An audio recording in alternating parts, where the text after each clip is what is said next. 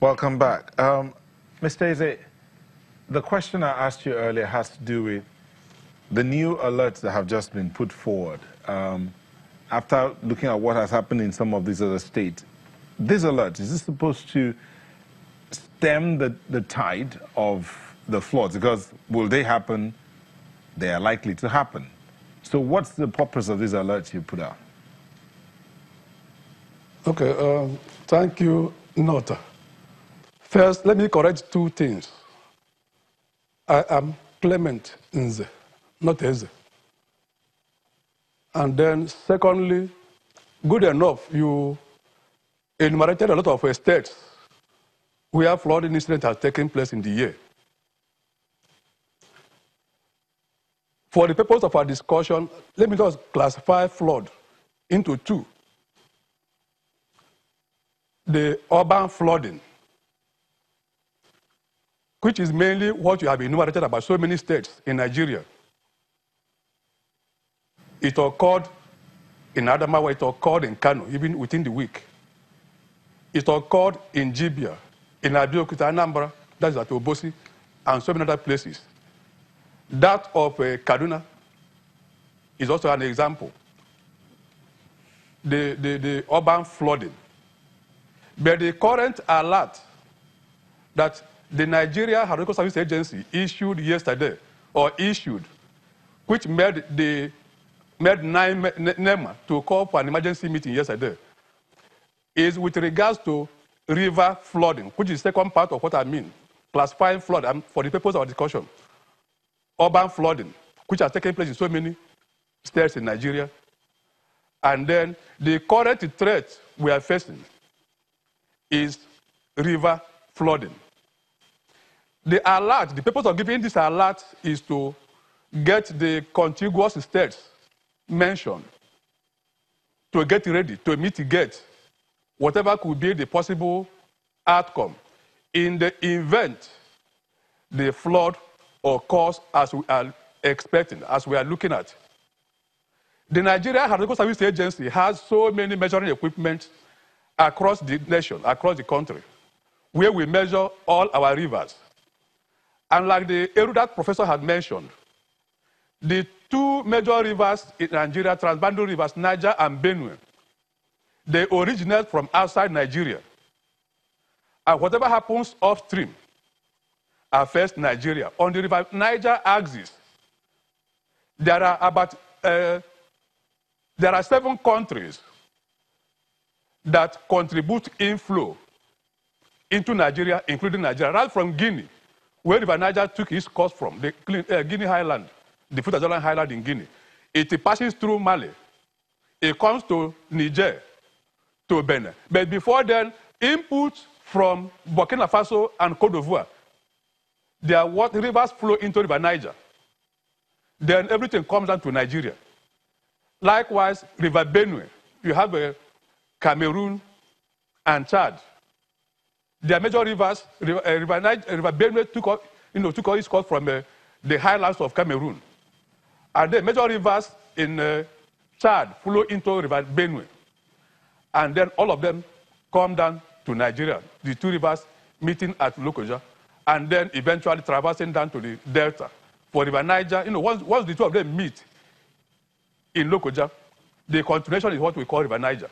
And the total length of River Niger is about 4,200 kilometers before it empties into the Atlantic Ocean. So all these things, we take measurements. So we have real-time data. I mean, we measure. Measurements we take every day. Like this morning, maybe in the course of our discussion, I will tell you what it is today, the height of River Niger and the corresponding discharge downstream the complex in Lokoja. So the alert given yesterday was for expected river flooding, going by what we already seen in our measuring equipment in Lokoja. So is there anything that those who inhabit those areas around those rivers, is there anything that they should be doing to mitigate the damage and discomfort that this is going to cause them? Yes, I think I would say so, because most of the states that are already at alert. This morning, I have spoken with the commissioner from Kogi State. So most of the states have been alerted. You mentioned they were listed there in your intro. So the state government, most of them already, I'm aware of what they are doing, but NEMA will be in a better position to discuss that in terms of the level of preparedness of the states taking action to mitigate the impact. Because at this stage, we're not talking about preventing the flood from coming, if it must. All that we can do is to reduce the impact, clear the drainages as much as possible, and most importantly, relocate people within the flood plains to higher grounds, even for maybe 3 weeks. Like, according to the seasonal rainfall prediction by NIMET, released earlier in the year, the record is that the earliest time rainfall will cease, earliest cessation date of rainfall, say for Sokoto and Katsina, is September 28th. And we are relatively about 3 weeks away from that. And also in the southern part, they said in the southern coastal cities, it will be there. Rainfall will continue to December. And then also bearing in mind that the devastating effect of flood in 2012 occurred on the 29th. I mean, the highest value we had, our agency recorded, before the flood level began to recede. It occurred on the 29th of September, the highest level. Both the discharge volume and the height. And going by what we already see, it is moving towards that.